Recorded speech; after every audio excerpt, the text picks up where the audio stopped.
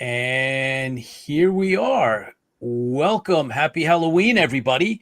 Welcome to season 6 of Interfleet Broadcasting. And I am going to, whoa, look at that.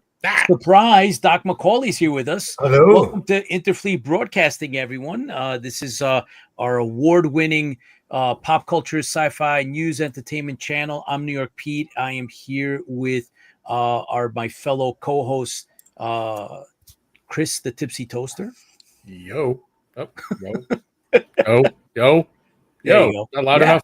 Yeah. That's loud enough. And of course, how about now? That's it. That works. And of course, Dr. Chris McAuley. Dr. Chris. Hello. All right. Well, we bring our unique twist from growing up watching and reading 70s, 80s, 90s TV movies, cartoons, comic books, novels, and of course going to conventions. And we're big Battlestar Galactica fans. And there you have it, guys. We have a great Halloween show tonight. We have a bunch of guests that are signing in from all over the world, and we have a very, very special and unique to IFB. We have an audio drama that's narrated by none other than DIANA DURANGO, written by Dr. Chris, and edited and put together by Chris the Tipsy Toaster, and it is phenomenal. You guys are going to enjoy it. It's an XG3 Tipsy Toaster production, and so we'll play that later on, guys. We have Erika's coming on, and John 1 will be here. We're also going to, towards the end, we're going to have Shane will come on from Scratch Comics and tell us a little bit about what's going on, and we have a lot of stuff going on. So, gentlemen, happy Halloween. Let's toast to the fans. Happy All Hallows Eve. And with that, I'm going to do my... Where's it? Pumpkin ale. Or pumpkin. Ale. It's pumpkin. Pumpkin ale. All right. Okay, cool. Oh. Dr. Chris, are you imbibing anything? I'm drinking coffee out of a Guinness mug. Oh, perfect. So, yeah, there you go. I'm just arranging our first guest. He should be with us very soon. Perfect. So, with that, let's toast the fans then. There you go. Tipsy? Un momento, por favor. Okay. Oh, all right. There you go. Here we go. Okay. To the fans, thank you so much for being here and joining us here every Thursday. That's right. A unique platform today, but hey, that's different. So I'm just going to sit back and watch, drink, and chat it up. That's right. But we really do enjoy you being here, and it is about the fans because the fans fuel the fleet. Here you go. Fans fuel the fleet, everybody. Thank you for joining us. Slancha. Okay, so we thank you for joining us, guys. I see everybody's here. Usual suspects, Bert and Rick and Erika, Lola, Chris Laskowski from Down Under. Hey, Chuck, how are you, man? Let's see, Janet's with us too. Erika Persianni, you're going to come on later on. And Rob and George G's in the house. Mediocre Modeler, happy Halloween, Fleet. Our first guest, none other than Peter Hogan himself, is with us. So I'm going to pull him right up and welcome him to IFB. Peter, welcome to Interfleet Broadcasting. How are you tonight? I'm fine. How are you? Excellent. Thank you so much for taking the time out. We wanted to, get things going. And I know that Dr. Chris McAuley's got some questions ready for you. We're going to talk about your work. And we're fans. As a matter of fact, co-host Chris the Tipsy Toaster is a very big fan of yours. I would say bigger than all of us here. So there you go. So it's such a pleasure to have you on, and I really can't wait to hear some of the answers to these questions, to tell you the truth. Okay, shoot. Hi, Peter. I was introduced to your work through the Resident Alien comics, the volumes. This year, actually, by Shane Chipsy said, look, you've got to read these. Yep. And absolutely phenomenal. And what I love about them is the sincerity of the main character. He's a very sincere protagonist. And, probably one of the most ethical and moral protagonists, that I found. Anyway, I just wanted to ask you the first question. How did Resident Alien come about?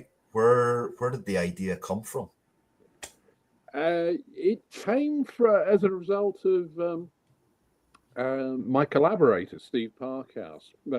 We sort of acted as a team on a couple of occasions, and we were trying to drum up some more work for ourselves. And so I said, Steve, what do you want to do? And he said, I'd really like to do something involving aliens.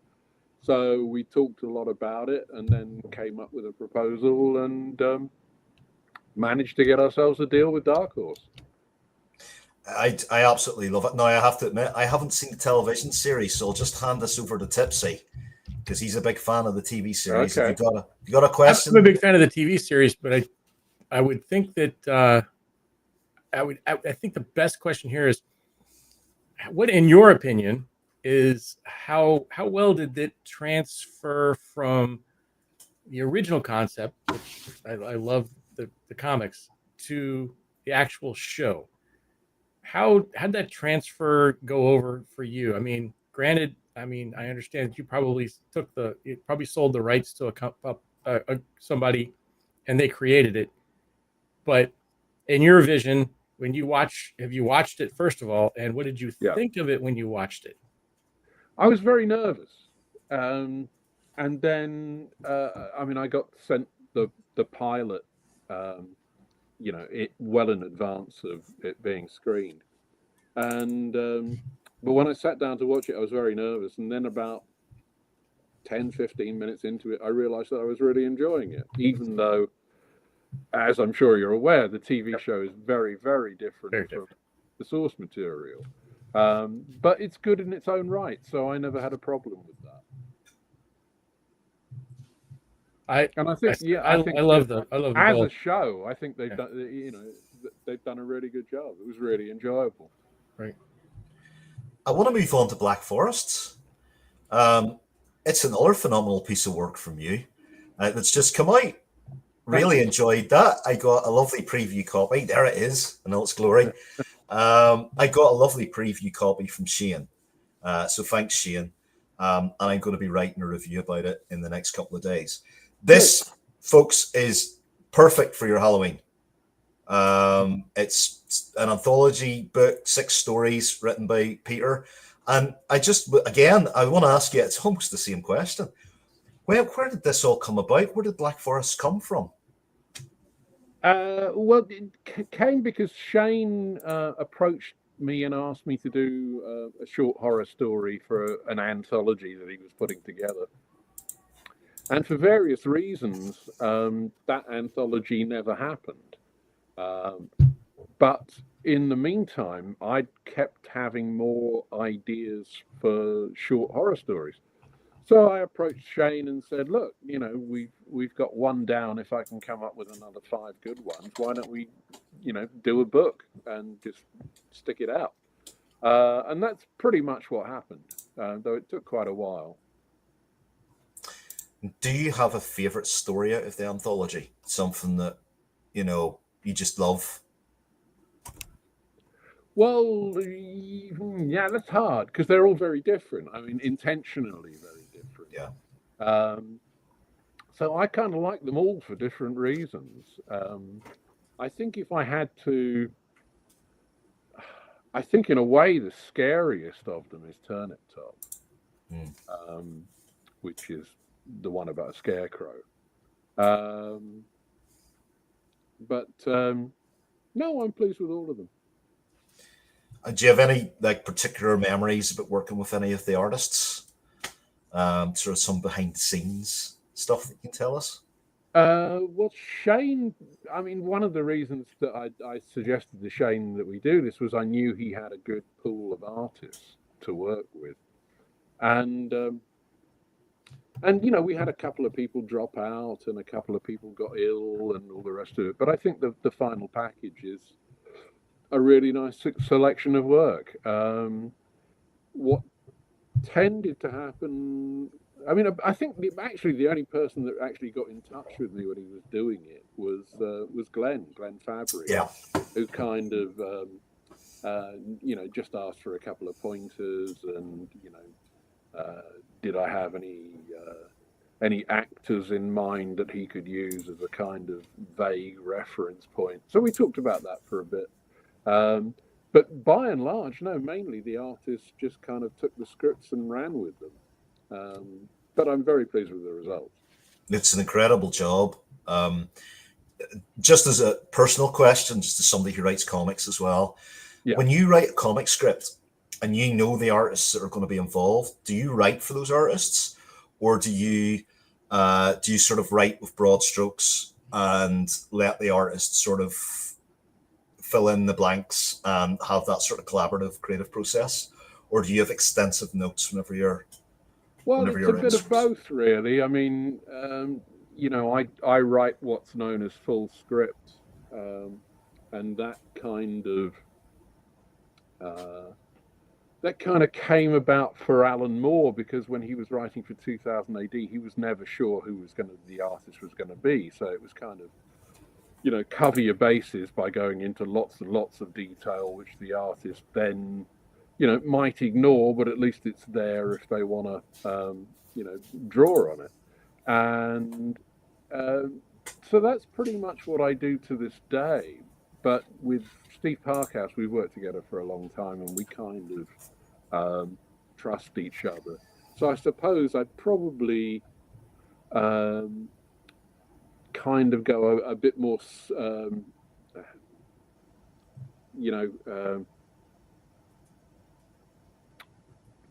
bit more shorthand with Steve, simply because I know that he can do the job and all the rest of it.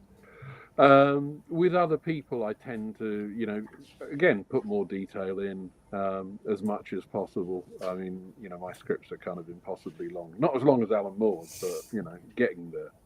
I've seen some Alan Moore's Future Shock scripts. They were mighty tomes. Well, but the thing is, a panel description can be one line. It can be, just same as the last shot.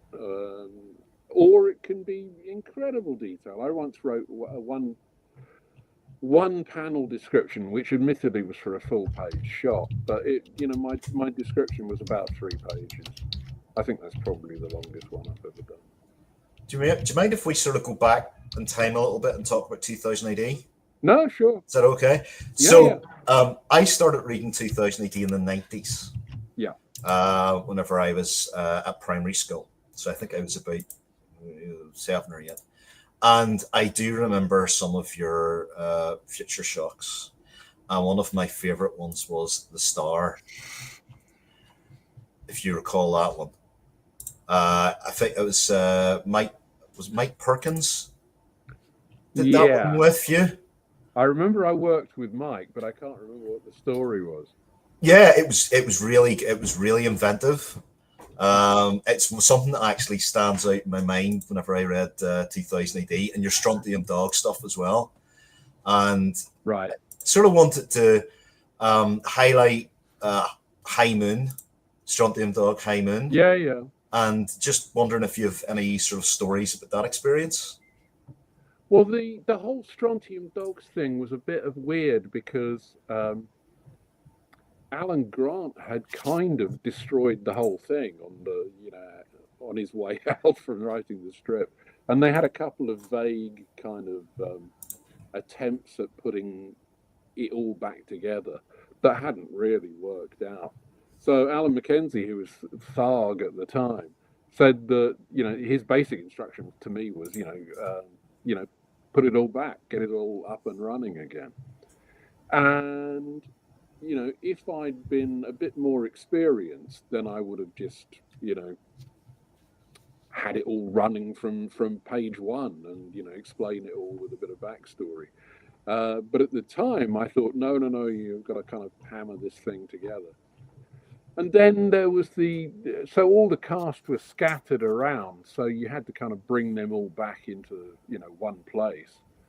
And then 2000 AD were always kind of changing their schedules, and, so scripts, series would get longer or shorter, or they'd want another one that connected in the middle. So it was all a bit of a mess, frankly. And I think some of it's really good. But, it's not the work I would really like to be remembered for. Well, I'll not bring up any more But just Okay. just whenever I was young, I do remember these things because I think actually that and maybe Transformers, those were the Right. first two comics that I ever read. Okay. And when my mum caught sight of Pat Mills's Slaying, that was the end of 2000 AD for me. She actually took one. I think it was the Horned God. She actually took the magazine and ripped it in half. But yeah, just going back, I'm going to go back to Black Forest. She did a recent signing there with Glenn, and I heard that was extremely successful. Where can we get Black Forests? Where's all the outlets that are available? Well, you can get it direct from Shane at Scratch Comics. Otherwise, hopefully, it's in your local comic shop. And beyond that, I don't know. I mean, next time I see Shane, I'm going to ask him, whether or not we can get the thing on Amazon. But for now, your local comic shop is probably your best bet. Well, Shane's coming on later on tonight. Yeah. So we can ask him. We can pin him down and we can ask him, Peter. Yeah. Where can we get this? Tipsy, do you have any more questions? I'm just curious. So there's a lot of people we have on our show that are aspiring writers or aspiring people who are illustrators and this kind of things. As a writer, did you go through any I got two parts. Did you go through any like major schools, or did you just kind of fall into this? And number two, did you do you have any special things you do to get ready to write something? I mean, do you sit down with some special socks on or something, or do you consult the aura, light of incense? How do you get such great ideas, and how do you get such great information and get it put on page? Well, it comes slowly. It comes in bits and pieces. Very, very rarely do you get the whole thing in one go. I kind of fell into this. I was a journalist, so I had some experience of writing, and I knew what a deadline was and all of that. Even though that's a very, very different kind of writing. Beyond that, it's really, it's kind of, it's a very organic process. I mean, where I normally begin is I go for a walk, and I get ideas when I'm out walking, and I actually write while I'm out walking in my head. So I've thought about a scene, many times before I actually sit down and write it. Oh, wow. But when I do kind of sit down at the computer, I can work really fast because I've been through it so many times in my head. And you kind of like write until you can't write anymore without making it worse. So then you stop, and then you do the same thing again the next day. And before you know it, eventually you'll have a story. Wow. If I went walking and thought of something, I'd forget it before I got back. Well, I do use a notebook. But, okay. But mainly it's kind of, that's just kind of really a prompt, like if I worried that I'm going to forget a particularly good line of dialogue, I'll write it down. Other than that, it's just kind of in my head, and I kind of know what to do. And but a lot of it's all very intuitive. I mean, people think, you have to plan everything out. And what happens is that I did that kind of thing when I was starting to write. But the further you go into it, the more it just becomes something you just trust the process. And you just kind of like relax, I guess, and just, let yourself into it. Words of wisdom. Maybe. It's amazing. But I'm just wondering as well how because you're a legend. I mean, not just with comic books, but as you mentioned, you're a journalist, mm-hmm. Revolver and all the names that you work with. How do you deal with that? How do you deal with that sort of I don't want to say notoriety, but being well known and you know that your work's very well regarded. How do you feel about that? Well, it's nice to be well regarded. I mean, certainly, I'll take whatever compliments are going. But no, I mean, I don't get overawed about it. I mean, I can stand in the doorway of a comic shop and go, on this side I'm a little bit famous, and this other side I'm not famous at all. No, I'm not. I don't really think. Comics writers, we don't have people running up to get our autographs when we walk down the street. It doesn't happen. So I think I've pretty much got my feet on the ground. So Well, I might run after you and ask for an autograph. Well, but that's just me, right? As I say, I can't highlight this enough. Yeah, no, I like interacting with fans if I'm doing a signing or a con or whatever. It's nice to meet people and people that like your stuff enough to queue up and get your signature. It's very flattering apart from anything else. So, yeah. Well, I have a friend who's just sent me a message, Ian Elliott, and he's just said that he's a fan of yours, Peter. Okay. He loves your work. He's been saying I have to watch the TV show, and he's also a big fan of Tipsy Toaster. Oh, yeah. He's actually said to me, he said it's not IFB without the toaster. So there you go. So talking of having fans, there you are. I'm red. Okay. So Peter, so what if you watched or if you seen something that has inspired you in regards to great literature, somebody's written something outstanding, whether it be a movie or something that inspired you to do something. I know people don't like to say, hey, I copied this off of so-and-so, but something that you watched that's like, wow, that was unique, or something that you've read. Was it, are you a fan of the classics? Are you a fan of a specific genre? Are you a fan of a specific show? And how do those kind of affect you? Do they make you want to write something in that kind of area or not? It's more sort of you see something, and if it's well handled, it's not like you're stealing the whole thing. You're not stealing the whole movie. You'll take a tiny part of it and go, okay, that was really clever what they did there. Now, if I can kind of take that tiny little bit and put a spin on it and put it in this other setting, that's what you tend to do. That said, I mean, I got tired of one of the things that you see all the time is, it's not just that people steal from movies, it's that they steal from the same movies constantly. Yes. To the point where you just think, okay, that's it. I don't want to see any more bad rip-offs of Blade Runner. Blade Runner was amazing, but find some other movie,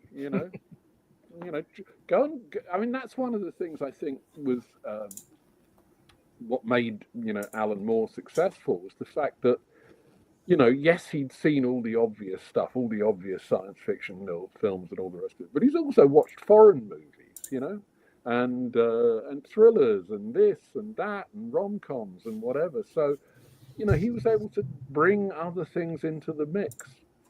And me, I was a film critic for, decades, literally. So I've seen a lot of movies, and the things I've stolen, you've probably never seen.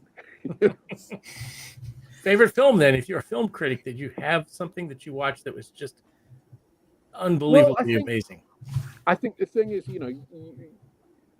I'm not big on the idea of lists anyway, but it's not like you have a favorite film; it's you have a favorite thriller or a favorite adventure movie or a favorite, rom-com or whatever. I do think Casablanca is probably the best film ever made. Yes, and it's just faultless. And there were about half a dozen writers involved in that. They had it was a stage play to kick off with. Then they had somebody else who wrote all the sort of romance bits, and then they got Ben Heck to come in and put in all the snappy one-liners. and it's one of those things that whatever the chemistry is, it's just something just clicked and it worked. Were you a fan of Ray Bradbury's work? Oh God, yeah. But I met Ray in at San Diego, 2003, something like that. And I was just sort of walking along, and I suddenly realized that there was a wheelchair in front of me. And I then looked and I realized that Ray Bradbury was sitting in it. So I literally just dropped to my knees and talked to Ray Bradbury for 5 minutes, basically to tell him, how much he meant to me, which was kind of magical. It was a bit like meeting Dickens, I think that's a very. I think it's important to sort of, if you do meet people who have influenced you creatively, or work that you love, just to tell them that. I think like our messages on Facebook have been like, I really like your work. I really enjoyed this. but it is. I think it's really important to tell folks that I'm lucky that I work with people who have, like, since I was a kid, they've like people from Babylon 5 and stuff like that. And they always get sick of it. It's all like, for God's sake, we're working together now, stop this. But I think that form of appreciation and realizing where your creative influences came from is pretty important as well, because they don't come from a vacuum. They come from other people's work, and then hopefully, I know your work, Peter, will influence other people, and work that people are doing in the audience, their work will influence people. It's all about fostering that creativity. And I have an intense hatred of AI, like an absolute intense hatred of it. And the AI is actually destroying that completely. And the wonderful thing is that organic work, and comic book artists that help create that organic work, that's where the magic is. And that's something that AI cannot do. Can't do it. Right. I don't think AI is. I don't think it's as bad as people fear. I mean, I think the real monster with AI is the billionaires who would rather use that than pay real living people a living wage. Yeah. They're what you got to watch out for. AI is just a tool. It's like a pencil. It doesn't create. I code AI. So like for technical purposes, sometimes it can help. It's great in those fields. I think for medical fields, it's great. Like some aspects of filmmaking, it's pretty good as well. Whenever you're trying to angle a shot with a camera. I've used Photoshop. I've used some stuff with Photoshop as well, and perfected things like that. My issue has always been where we've got this Amazon, and so many people have lost their jobs because they're being replaced by AI. And I have an issue with AI books, because I think that we're throwing all that sort of slop out. So I want to just that's why I celebrate works like yours, like the artists that that work with you as well, because it's really important to keep that organic feel with creativity going. Right, I'm going to step off my soapbox now. Hold on. Off the soapbox. There we go. Pete, do you have any questions? Yeah, as a matter of fact, Peter, how do you see the future of the comic book industry? Do you think it's changing, evolving? Is it the same? What's your vision? Well, I think comics as a medium is fantastic, and the limits, we haven't even scratched the surface of it. But the trouble is that a lot of people equate the medium with, one genre. We're still under the shadow of the superheroes. Yeah. Partly because it pays the rent on comic shops and all the rest of it. Right. But it's the other stuff that I think is more important. And as long as the shops can be made to understand that they need to create a bit more space to get all the other things in there, I mean, honest to God, Indeed, do we really need another huge superhero crossover event? I don't think we do. I don't think that's ever added anything creative to the world. It's just it's soap opera at its worst. Wow. What is your next project? Where do you go from here? I'm just finishing off a novel, a science fiction novel, which I will hopefully get out the door before the end of the year. And I am meeting up with an artist sometime in the next month or so, and we are hopefully going to manage to get some new graphic novel off the ground, which is kind of it's fantastical. I mean, it involves mythology and I like that. Gods fighting Nazis, that kind of Oh, yep. Excellent. Okay, we're in. That's popular. Okay, right. Yeah. We're in. Yes. Yeah, so I'm not crowdfunded yet. Yeah. But the mainstream comics industry, I mean, Resident Alien's coming to a close, and the final issue will be out in the spring sometime. Whether or not I'll be doing kind of ongoing work for any of the I was going to say the big comics companies, but the reality is I haven't done anything for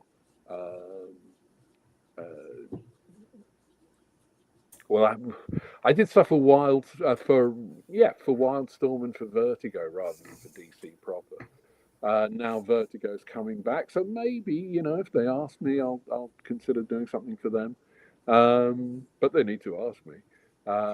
And Marvel, I never really got in the door at Marvel. I did one thing, but it's just it's craziness, the whole thing. I mean, when I did the thing that I did do for them, the editor got fired, and then his assistant took over, and then she got fired, and her assistant took over. And after all of that, I think people just thought I had the kiss of death. It was like all these people were losing their jobs. So that was the end of my Marvel career. So just to close off, I know it's really late for you, Peter, so we'll close off here. But I just want to reiterate, you can get Black Forest at Scratch Comics. We're going to find out from Shane if we can get it on Amazon. We're going to find that out tonight, hopefully. And are you still doing signings? Is there any more planned signings for you to appear in the UK? Well, I'll be at Thought Bubble in Harrogate next month, and so will Shane. And after that, in early December, I'm doing signings at a couple of Forbidden Planet shops one's in Wolverhampton and one's in Derby. And that's both in the first half of December. Great. Fantastic. Well, thank you very much, Peter, for taking the time out and juggling your schedule. We know that it's a bit of a sacrifice, but we really appreciate you taking the time out and visiting us here on IFB. And we look forward to another visit. If there's anything in the future, any time or anything you want, please keep us in mind. We would love to host you again. Okay, my pleasure for all of this. And happy Halloween. Happy Halloween. Happy Halloween, Peter. Thank you for everything that you do, and thank you for inspiring and creating new worlds and stories for us to live in. Good. Amazing. Glad to hear it. Take care. Thanks. Awesome. That's actually one of my comics of the year. Wow. Black Forests. It's very cool. great. Is it still in Kickstarter? I see it on the Kickstarter, but it's not in Kickstarter anymore. No, it's going, as far as I know, it's going to general retail. So as Peter said, it should be coming to comic shops near you.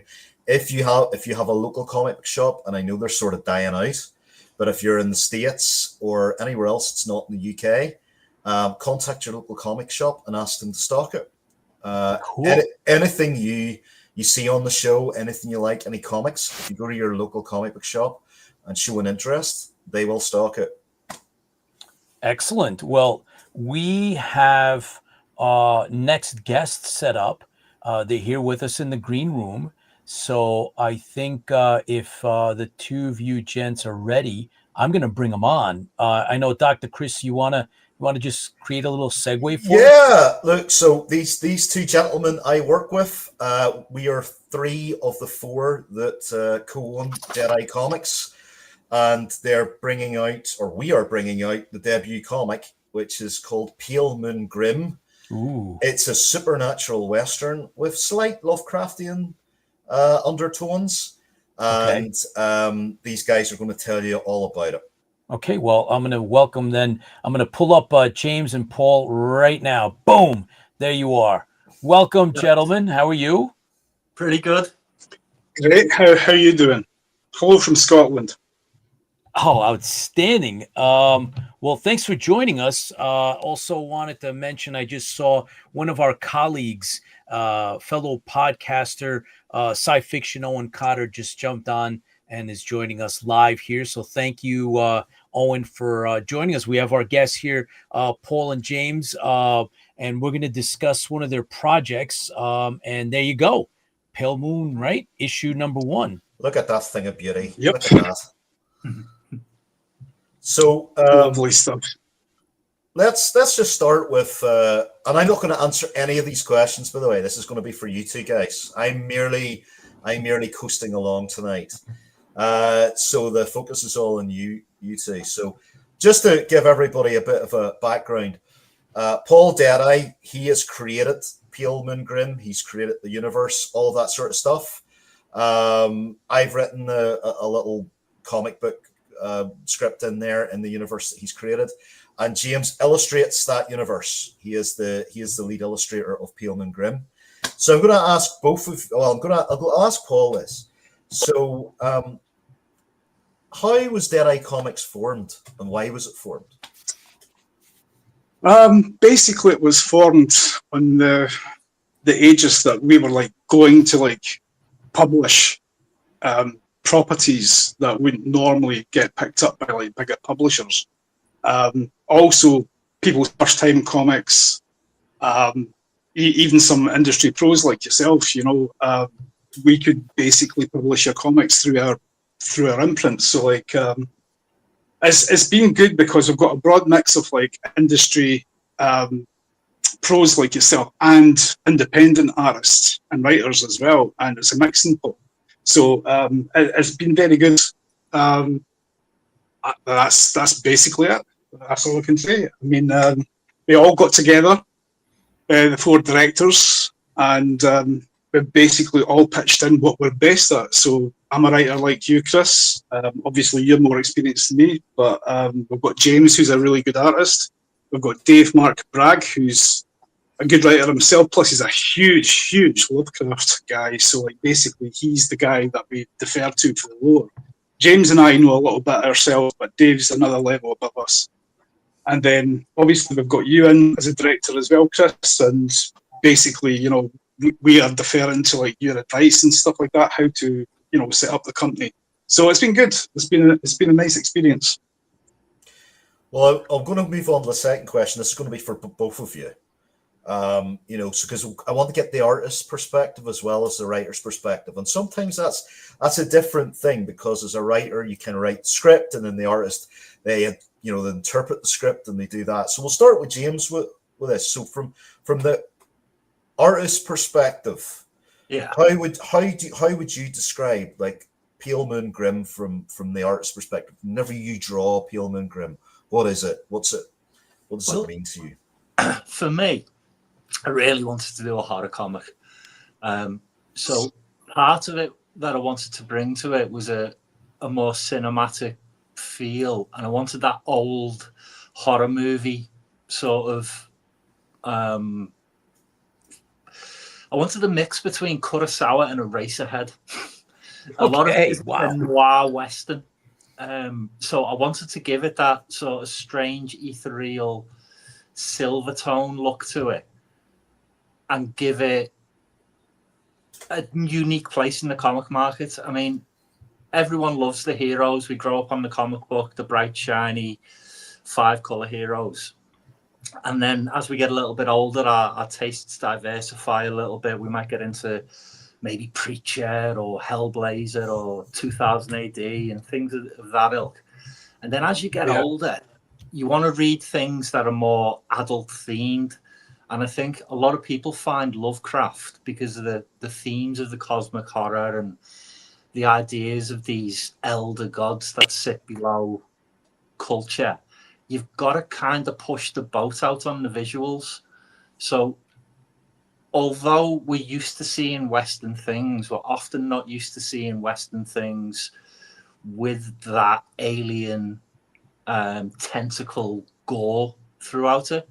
So part of it is about, for me, when I get a script in, I like to sit and kind of storyboard it out in my head. They might not be the comic angles that we end up with for storytelling purposes, but I like to take the script and try and put it on the mind cinema screen and see how we can push these things that Lovecraft describes as being undescribable constantly. It's one of the best challenges for an artist, because he goes on a great length to describe these monsters, and you're sitting there as an artist going, cheers, pal. A little direction would have been good, but it also gives you free license to do your take on Cthulhu, my take on Nyarlathotep, Shub-Niggurath, this rich world of creatures and monsters. Whereas a lot of people that have seen tackle Lovecraft, they go on a previous iteration of what another artist has done. But for me, Lovecraft it's not new to me. I read it when I was a teen, but I never really embraced the world until we started working on this comic. So it was an excuse to kind of go, well, what would Cthulhu look like if I drew it? You know? And I'm a traditional artist, so I work with pencil and inks. So you have time when you're working on a page to really think about kind of detail and little extra bits. And then I go through a digital process afterwards to kind of make it print ready. But I'm a believer that when you work organically and you work on paper, I always say that the pencil gives a character a soul, the ink gives it a body, and the viewer's eyes give it life. And I think that when you've put that effort in on paper, people appreciate it a little bit more than when it's too digital looking. I've got nothing against digital art, but I do prefer that organic, hand-drawn, slightly wobbly human touch. And I think for me, the currency of tomorrow is authenticity. Not today. There's a lot of fakery out there, and there's a lot of AI, as you spoke about before, and there's a lot of issues for people who are making real stuff for real people. But I think people appreciate it when they can see that you've put the hours in on a page. So I wanted to give it that. I mean, Paul's an ideas machine. That's one thing that, as you get to know Paul, he's an ideas machine. I think Alan Grant said that about him even. He did. With that, you need to harness that and kind of. That's why we've formed Deadeye.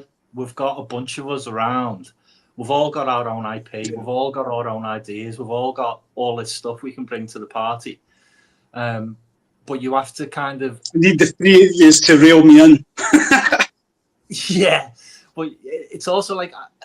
Ideas are like a newborn baby. You have to feed them and look after them and nurture them until they can stand on their own 2 feet. And I think when you're trying to push a new IP, sometimes you do need a new vehicle.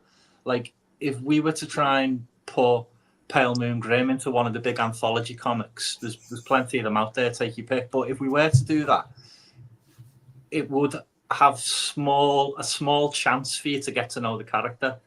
Whereas when we're putting it out like this, I think the first issue is currently running at around 50 pages. When we're putting it out like this, you kind of get a better feel of the world. You can kind of do a little bit more of the nuance. And we've got these anthology stories like the one Chris wrote. And that was the one where I actually... Really good. That's the one where I thank you. on the art style I went for in the end. Because I was playing with the idea of doing a lot of line work, which is more my natural style. But I decided on going with this grayscale look for it after doing that one, because it just lent itself to a horror movie. And yeah, so that's for me when I'm looking at any script, I like to try and pick something or go in a direction where it serves the story well.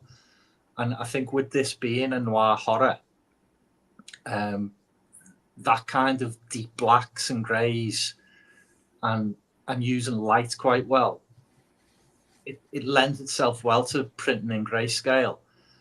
But what I have also found is that when it's time to colour it, it's a lot quicker to colour it because all your tonal values are there just on a technical level. So all the tonal values are in one of the drawings. When you go to digitally colour it, it's just a lot quicker. I've got a bunch of pages sitting behind me. I could show you if we get any time at the end. Well, I want to ask the same question now to Paul because he's the writer and creator of this universe. So, can you tell us a little bit about Pale Moon Grimm, where it all comes from, and what it is? Certainly. The best way to distill Pale Moon Grimm down to its basic mechanics is if you've got the bounty hunter from A Few Dollars More, the Clint Eastwood, Lee Van Cleef sort of character. But if you gave then that bounty hunter the powers of John Carpenter's The Thing, so you've got a shapeshifter who's a bounty hunter in the Old West, and he's using these powers to his best ability. And basically his powers don't get out because whoever he goes after, he kills. He's a bounty killer as opposed to a bounty hunter. Bounty hunters tend to bring people in alive, while bounty killers just kill the guy dead. In Pale Moon's case, he brings in only the heads, and the way he justifies it to the law enforcement is when he plops the heads down onto the sheriff's desk, he's like, well, it's easier to carry than a body, but what they don't know is there's a darker reason behind it. And the darker reason is he's actually eating the bodies because Pale Moon isn't 100% human. He's actually a part Lovecraftian entity himself. So he's part Apache Indian, Native American, and half this horrible tentacled monstrosity that basically he keeps inside the shell of humanity.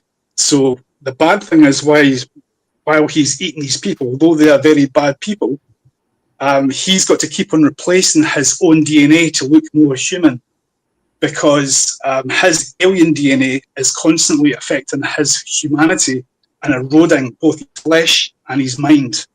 So the more humans that he eats, the more he'll keep his integrity as something that looks human on the outside. But he's got very, very pale skin, hence his name, Pale Moon.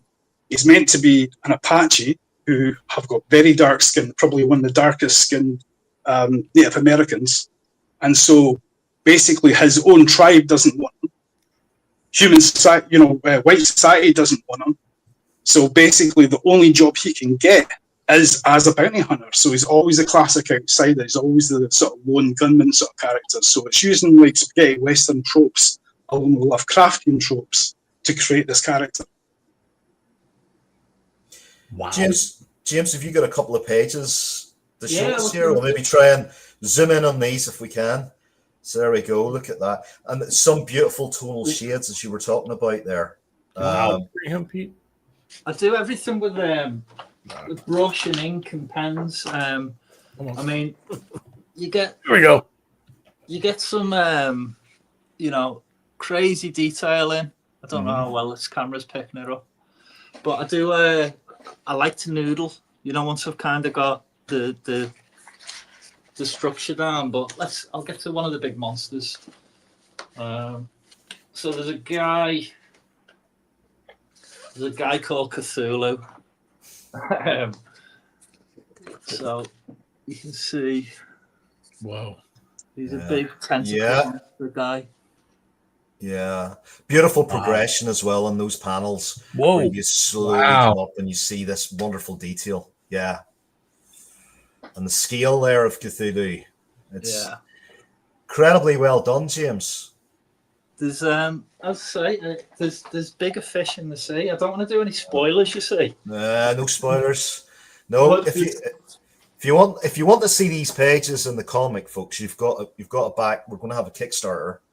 And you've got a back Kickstarter to see all of this. Whoa. Look at this. Whoa. Yeah. Whoa. So I don't know if you can see the detail on the Arlotech, but there's probably about 500 tiny faces drawn in there. Yeah. Now, the problem I have when I'm working like this is I get my jeweler's loop out and I put in all that detail on the page. But then when I work digitally, you can zoom in forever. So I'm drawing eyelashes on something 1/4 of an inch tall that no one's ever going to see.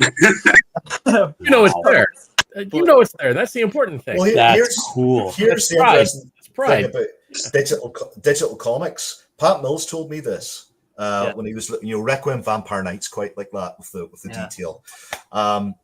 If whenever we put the digital comics on sale, you'll be able to zoom in and see all of that detail. It won't be lost. So just quickly have to jump down. Lola loves the artwork, James. We've got a mutual friend, Ed Doyle, in here. Ed, I work with as well in comics. He's a wonderful guy. Have a lot of love for Ed. He's another magnificent artist in the UK and stuff. So, let's talk a little bit. We'll get away from our product and move to what's your favorite comic book character? So we'll start with Paul for this one. Who do you love? Well, I'm a big Judge Dredd fan, big 2000D fan, so I like Dredd, Strontium Dog, Robo Hunter, Rogue Trooper, ABC Warriors, Nemesis. Also like Slain, but that's the 5 big ones that I really like. Those top 5. They always grace the covers of every annual and stuff like that. It was always Rogue Trooper, Dredd, Strontium Dog, and then rotating ABC Warriors stuff. But basically, those fired up my imagination when I was a kid, and you can see a few, examples of DNA from 2000D and Pale Moon Grimm. For example, Rogue Trooper's got a talking gun. Pale Moon has a talking gun, but it's supernatural rather than a biochip on a futuristic weapon. So this character, the Bone Daddy, used to be like a Louisiana gunfighter, and he got basically mortally wounded in a gunfight. And he went to the crossroads and did a deal with the devil to become the best gun that ever lived and to ask for eternal life. So the devil turned him into this gun. So this gun's now in possession of Pale Moon Grimm. So they're now partners on the vengeance trail. Good stuff. And they made a promise to each other to basically, you take care of my, vengeance, who I'm going after vengeance-wise, and I will help you. So basically, they made a pact that basically, in Grimm's case, Pale Moon's case, he doesn't know who his father is, right? His father was a supernatural entity that more or less had his way with his mother, this 15-year-old Native American woman, during this sunrise ceremony, where the woman comes of age. Usually it's 12 years old, but she became a woman later on because of some supernatural forces that was going on. So that's how he's got his powers now, because of this relationship that his father had with the mother. And because he's been abandoned by his father, he's now on a hell-bent mission to find him and kill him because of what happened to the mother. I mean, I think I can see a lot of Garth Ennis in your writing. I can see a lot of Wagner and a lot of that kind of sort of gritty Thanks, stuff. So for you, was it 2000 AD or the writers from 2000 AD's work later that was a bigger influence? The writers from that. I mean, the 2000 pushed the envelope a fair bit in the early days, but obviously when you get into the 90s and stuff, most of the big 2000 names are starting to head over to the States. Like Alan Grant, John Wagner, Garth Ennis followed them, and blew up big time with Hellblazer, Constantine, and Preacher, which is one of my all-time favourite books. And you can see that DNA from the scene of Killers in Pale Moon Grimm as well, with the long coat and the hat and stuff like that. But since he's got glowing eyes, that's from Strontium Dog. There's a slight bit of that from there too. Plus, there's characters called the Styx Brothers in Strontium Dog, and they're like albinos as well, so that fed into my head as well. But where I actually got the inspiration from for Pale Moon from was the Elric novels by Michael Moorcock. That was the very first ever mainstream, albino anti-hero, you know, he redesigned the term anti-hero, and I think he was probably one of the first ones in, you know, dark fantasy lore, because he's complete opposite of like Conan. Because when Michael Moorcock was like tasked by his publisher, he goes, "Go and make me a Conan story." So like he wrote the complete opposite. This wasn't a guy that fights for a throne. This is a guy that has a throne and throws it away and goes wandering. So in Pale Moon's case, he's a classic wanderer in that he's always going from town to town to try and find people to eat. And to do it legally, he has to do bounty missions to like get, you know, food in his pantry, basically. So it's a bit ghoulish, but then as the story progresses, you find out he starts to get more humanity the more people he eats. So he starts to become more human, because before, he's quite a feral guy when he first started off. When he got abandoned by his mother, when his mother died, rather than being abandoned, she got eaten by werewolves, as did he. And he's got the ability to, like the Thing, basically regenerate himself at the smallest cell. So when he's trapped inside these werewolf stomachs, he starts to regenerate himself and basically bursts out of them. But in doing so, he's actually absorbed his own mother's DNA into it, so he hears his mother's voice inside of his head. So that sets up a whole psychological dynamic that basically his mother acts every once in a while as he's sort of like conscious, you know, his conscience, like Jiminy Cricket sort of thing, basically steering him the right way to go.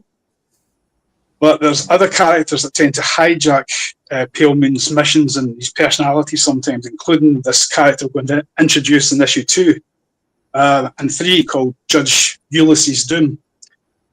And it's spelled D-O-U-M, like the Doom tree from Chad in Africa. And this guy's a Bokor witch doctor. And he's got such a forceful personality that he overrides Pale Moon's mother, telling him not to do that thing, but basically goes on missions for Judge Doom. Because Judge Doom's basically teasing him with facts that I know where your father is, I know who your father is, kind of thing, and feeding him little breadcrumbs of information so he can go on these missions for him. So he's not a good guy, Judge Doom, as you'll find out. But yeah, it's a very interesting set of dynamic that we're setting up. That's the guy. Yeah, that's Judge Ulysses Doom. Wow. He's kind of based on Bill Duke from Predator. You know, the guy who played Mac in Predator. Yeah. Mixed with James Earl Jones from Conan. Jones. Yeah. I'd have James Earl Jones and half Bill Duke in mind when I drew him. Yeah, that's right, mate. You know, on the safe wavelength there. Well, it's great when you have an artist that can basically interpret what you write very well, and James does that. I mean, you know, obviously we do have our creative differences and stuff from time to time, but most of the time we work like a well-oiled machine, so it's good. Well, I don't say this lightly, gentlemen. I am very fucking proud to be part of it and to be working alongside you. Hang on. And here we go. We're all adults here. I'm allowed at least. You told me not to swear. There are some people here who actually wait for it and then message me after saying, "You didn't swear a lot. I was quite disappointed." So I've been very fucking. I'm Scottish. I swear all the time, and I've been a very good boy tonight. Yeah, you have been. Anyway, guys, I'm really proud to be working with you. It's fantastic. We're proud to have you with us, man. And you know, where can people see more of Pale Moon Grimm and Deadeye comics? Well, at the moment, Jim, over to you. We are in the process of setting up the Kickstarter for this. There's a few back-end things that need sorting out, like bank account details and blah, blah, blah. But the comic's finished. You can find us on Facebook on Pale Moon Grimm, which is the sort of group for the comic. And then Deadeye Comics has just been set up as well. We haven't put much out there yet because we're just building the tracks as the train's already moving. So we're not far off launch. We're within a 2-week window, and you'll be able to get this thing in your hands pretty soon. We're talking to some very interesting people about getting it a publishing partner, and we are flying along. I mean, the guys we've already got scripts done for issue 2. I've got my pencil sharpened, ready to go for the next round, and yeah, we're just at the moment on our names on social media. So James Roach on Facebook, if you want to add me, Paul Deadeye Dick is on Facebook as well. Add him by all means. And Just under Paul Deadeye. Follow our group, Pale Moon Grimm, on Facebook, and not really up to speed with TikTok and all of that malarkey. I try and avoid social media as much as I can. But we're just in the process of setting up our website and all of that kind of stuff. So we've got more ideas than we have time to get them all out there. So yeah, that's where we are at the moment. Thank you for your time, guys, and thanks for your time, guys. Absolutely, it's been a pleasure. We hope to have you again. We'd like to host you in the future as soon as your next issue is up, or whatever it is that you guys got going on. You're welcome here on IFB. We appreciate all of your work, your creativity. You're going into the lore and giving us the background stories on the characters.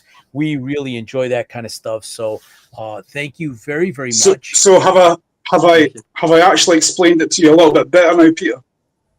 Oh, absolutely. I was like, okay, well, now we have, right? We got the real, the lore is something that sometimes a lot of the fans, want to know more. They want to get into it, right? It's not enough to just read what you see there.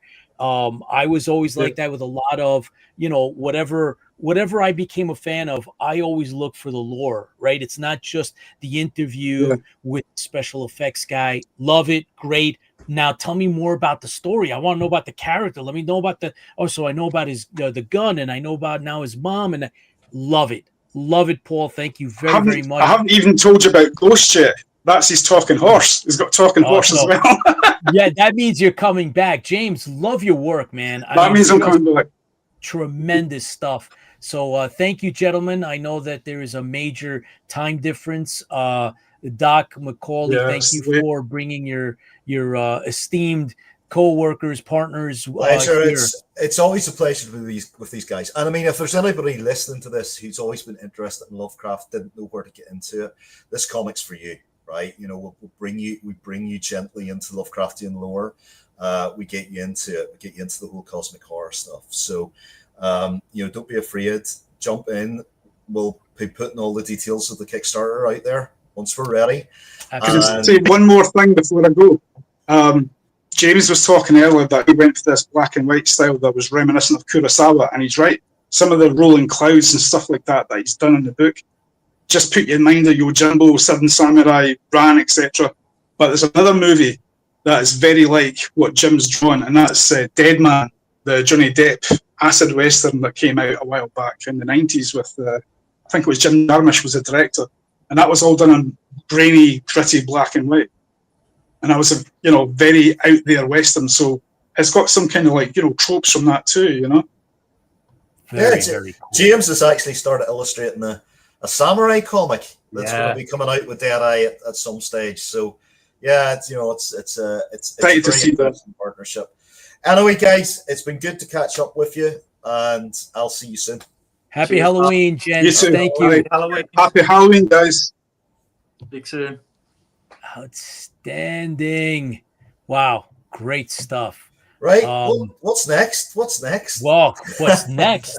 What's next, everybody? So we have, again, another special guest, someone that IFB is familiar with, not only because of The Stranded Warrior, but because we've interviewed her before, and DIANA DURANGO is waiting in the green room, and I'm going to pull her up because we've actually, Doc McAuley, you've come up with something special for Halloween that DIANA DURANGO's actually brought to life thanks to the Tipsy Toasters skills. And of course, this is an XG3 production, which means it's all of ours, and it's exclusive here to IFB. It doesn't exist anywhere else. It's going to be broadcast here, but let's bring in DIANA DURANGO. Hello, DIANA. Hello. How are you? That's a little hint. How are you guys doing? It's Halloween tomorrow. How exciting! So, Yay! Are you excited? Is anybody dressing up? No, I don't know. Doc McAuley, do you go to work? Do you get to put on a? It's more. I'll just go to work naked. Fuck it. I mean, I don't care. Whoa. I could just go in my birthday suit. That could be my. Slow again. Yeah. You've always, you see, Pete, Tipsy didn't tell you the most complicated part of Tipsy's job every week is to have that hand hovering over the button, because you never know what could come out of my mouth. Oh no! All right. Well, You know what that reminds me of? The people that are in Jeffy and they're like always slap happy. They're like, what is? I don't know the answer to the no. Yeah, I love you. Yeah. I love you. well. Can I So say DIANA your black and Durango, white we thing? Can I say the answer? Sorry. go ahead. you've been busy. You've been doing a lot of work, and you found the time to do a project that we're debuting here. We're premiering here on IFB, and what exactly do you want to set that up a little bit between you and Doc McAuley before we play this? I feel it's respectful to let Doc McAuley go over and lay it out, and then I will add some spice and sprinkles to it. So would you like to, sir? What are we Definitely doing done again? that. Oh, we're doing this. Right, okay, here we go. Right, so there we are. So yes, this I came up with this because every year I like doing something with IFB for, like, usually it's Dracula, right? Because that's what I'm known for. But last year we had Jack Stauffer, and he was our Van Helsing, and I couldn't think of anybody better to play Lucy than Diana. So I wrote this especially for her, and it's about Lucy. It's a particular tech. For legal reasons, I have to say that it's not part of the Stokerverse, but it's a particular tech of on Bram Stoker's original Dracula. And yeah, it's fantastic. And Diana performed this part so perfectly that we now have a contract with Crystal Lake, and we're going to have a 6-part Dracula audio series. And I have to say, Tipsy, you outdid yourself with this. It's a wonderful piece of work, and I know that it took you a bit of time to do this, so I'm very appreciative of it. And they don't start crying now, but I am very appreciative of it. And Diana, do you want to talk about it for a bit? Looking at the project, Lucy, let's just be plain and simple. You look at the Coppola film and you see Lucy, you're like, wow, what a slut. And I'm like, he wants me to play Lucy. What am I going to do? And I looked at it more and more, and being a woman who, some of you guys know about this about me. I had experienced sexual assault. I had experienced all of these things. And part of my therapist said, you need to be able to express yourself more. Look at the clothes you're wearing. You're wearing sweaters, Diana. And I wasn't realizing I was closing myself off. And I sat down with colleagues of mine, and I sat down with my therapist. She goes, and she's from New York. She goes, you got to do it. She like shakes too. She goes, you got to do it. You got to go over. You're going to express yourself. And I thought about a woman I worked with, I believe it was 10 years ago, Amber Rose. I don't know if you guys know who that is. Amber Rose, she was assaulted, and she does something called a slut walk in LA. And I never understood it, but there's something that happens when that's taken away from you, and you have to force yourself to experience it, to feel it, to liberate yourself. So in reading this script and reading these words, there was a piece of myself that was like, ooh, why am I feeling uncomfortable? And then I felt liberated from it. And looking at Lucy's journey, it's a sad time for her, because there is this love that she has that she cannot explore during this time period, that Doc McAuley goes over and explores for us and actually unfolds. He allows it to bloom, as we see in the script, toward this forbidden desire that women have, toward this forbidden love. I think that women, all of us, tend to love each other a lot. And you see this relationship that she's held back from. And yes, she has these loves of her life and the security and all these different facets of men out there.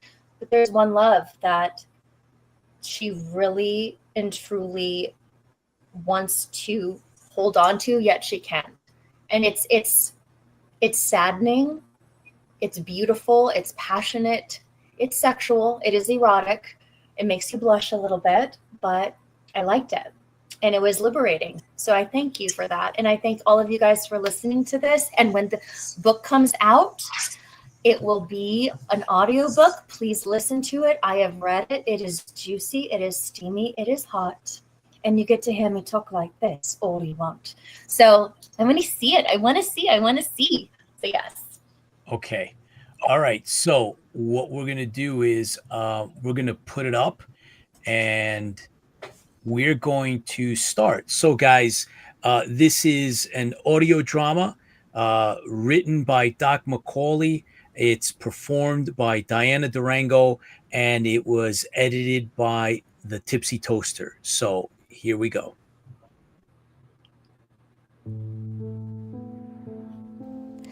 Do you know the weight of moonlight on skin? It's a hand that pretends to be light, a gentleman's glove that presses just enough to find the vein. I used to think that the moon merely watched us. Now I know. It participates, it beckons, it stains. 3 proposals in one day, you've heard that part. Dr. Seward with a tremor in his voice, Quincy old frontier heat and thunder. Dear Arthur, my sweet careful Arthur, trying to cut my future in both of his hands. I wanted to be kind. I wanted to be everything. I smiled, I promised, and I floated between all 3 of them. And then one night I learned to let all of that go and embrace who I truly was.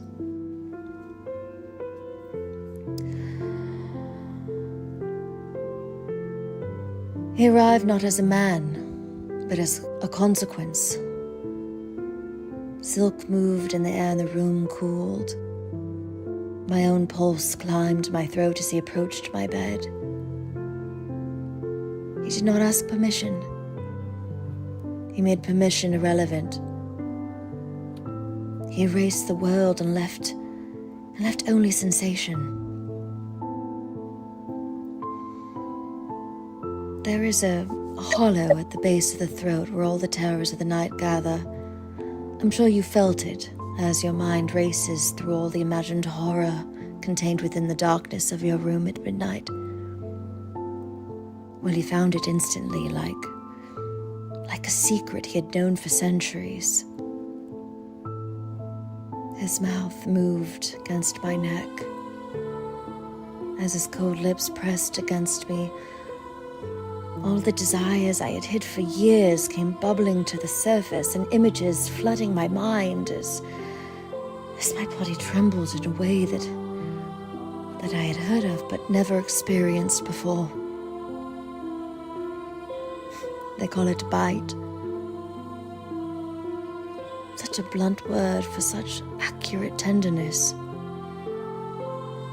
I learned that surrender can be artful, that yielding can be kind of authorship.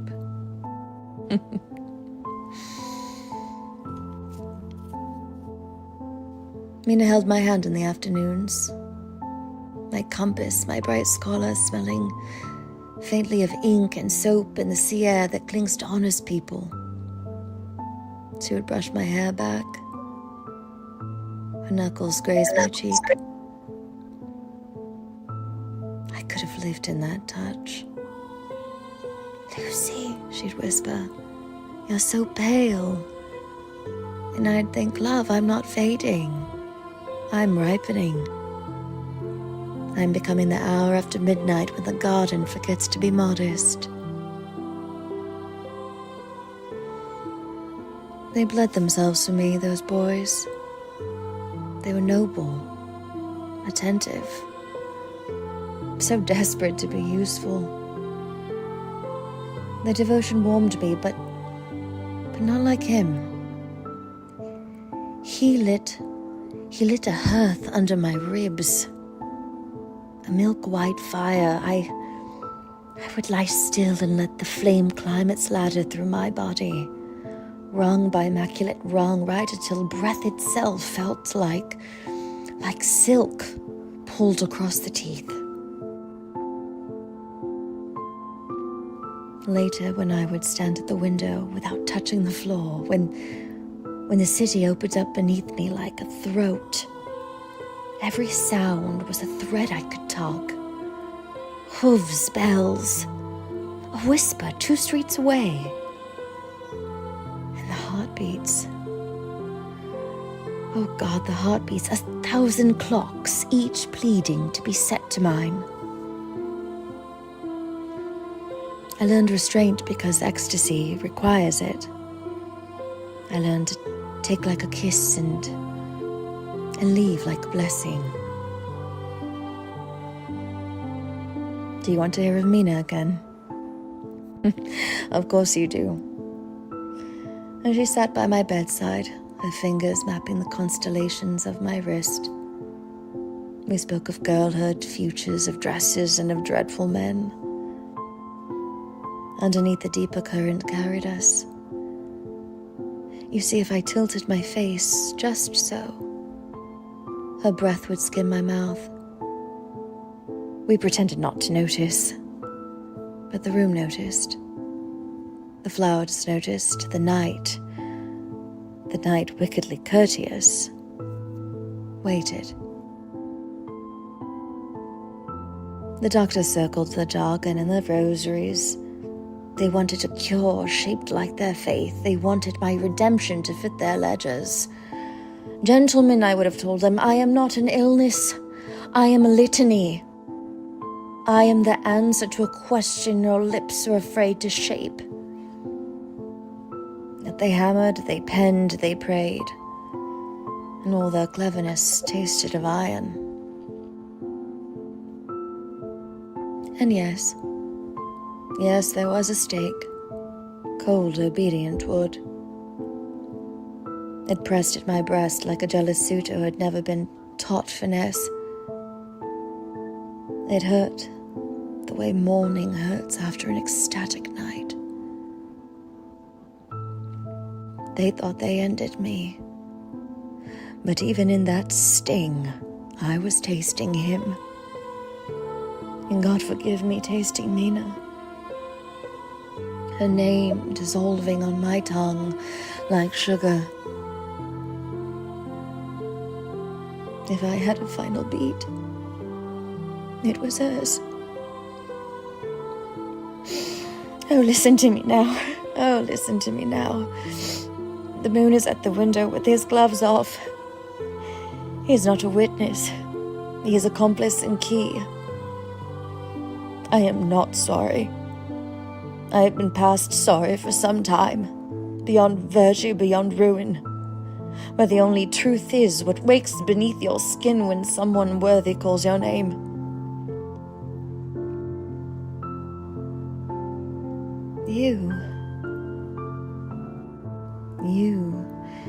You are warm from the throat downward. I can hear your breath snag at the sweet place. The little necklace hollow, fluttering like a trapped moth.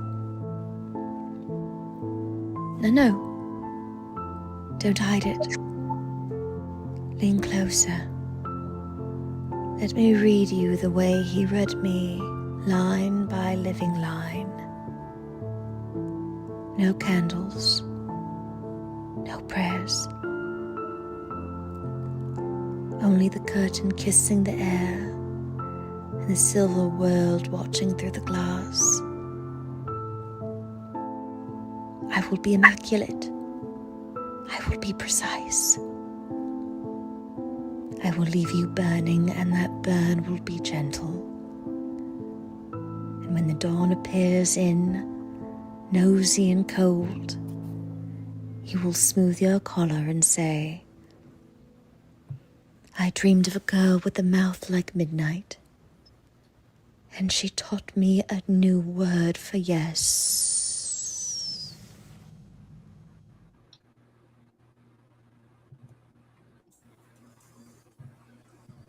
Bravo. Wow.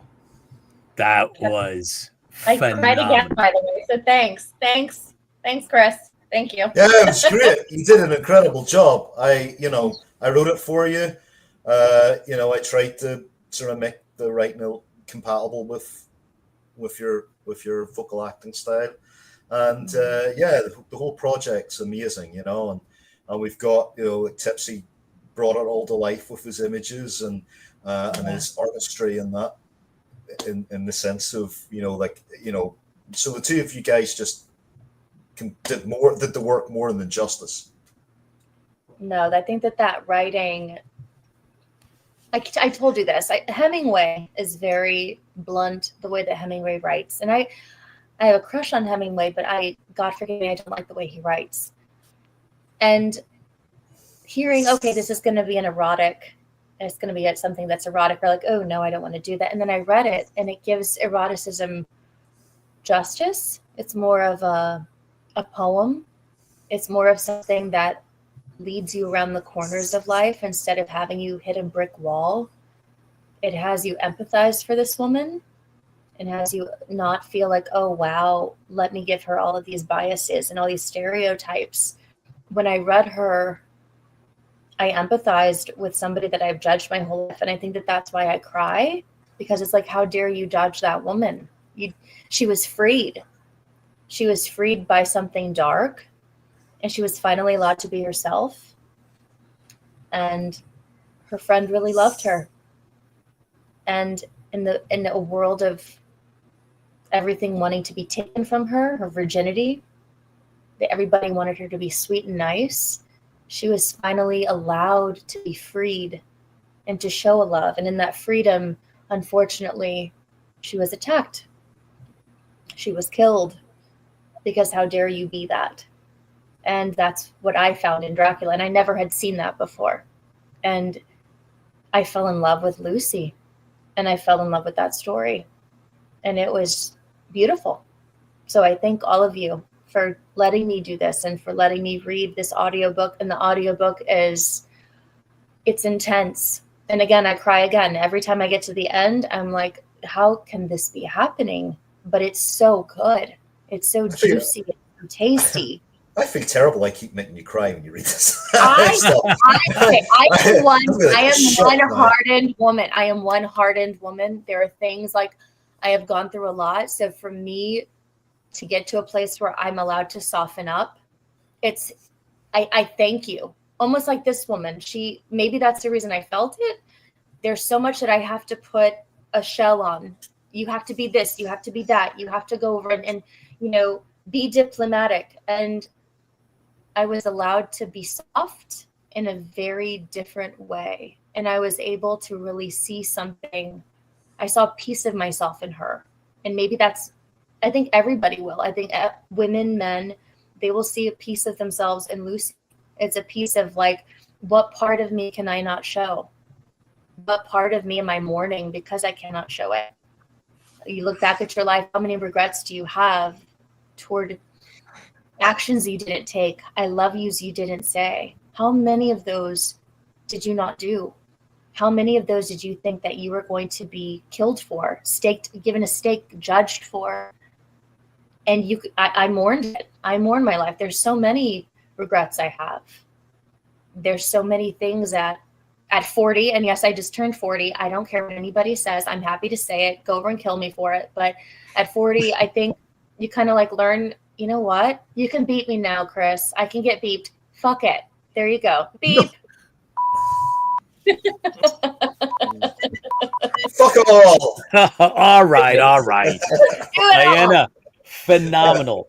Yeah. I hope you look over the accolades that you're getting. The fans have spoken to both of you, actually to the three of you, for putting that together.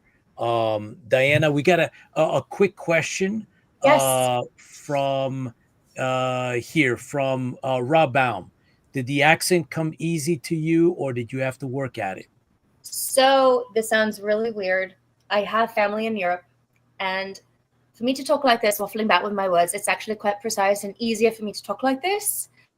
And people think I'm crazy. This is for the point where, like, I went to it on a cruise with my mom, and sometimes when I go to Europe, sometimes when I go abroad, I just, even around the house, and I'm talking to my cat Ambrose, I start talking like this. I'm like, Ambrose, stop scratching the bloody couch. Like, what the hell? What the bloody hell are you doing? Stop waffling about with that. Like, you look like a drunk cat.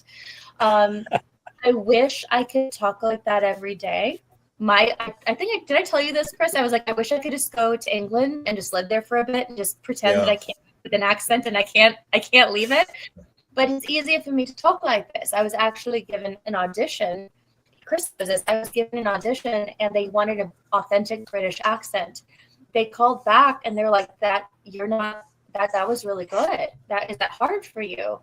So I feel like I might butcher it, that I don't give the English accent, justice, but it is easier for me to talk like this, and it is easier for me to speak with precision and grace. My mother said, why can't you talk like that all the time? Because when you speak with an English accent, you always sound like you're talking down to people. And I'm like, that's my anxiety. So, I'm like, so do you want to, I can go live in England, Mom, and come back and we could pretend that I can't lose the accent. But yeah, thank you for that. It was well, this is easier. a little teaser. This is a little teaser of the full audio that we're doing, which I think's roughly about 70-80 minutes. I don't know how long it takes, but it's about that, and it's the first in a series of erotic Dracula tales. And we went easy on you in this one, folks. In the full version, there's a lot more sex. So be warned, sex everywhere in this thing. But sex isn't a bad word.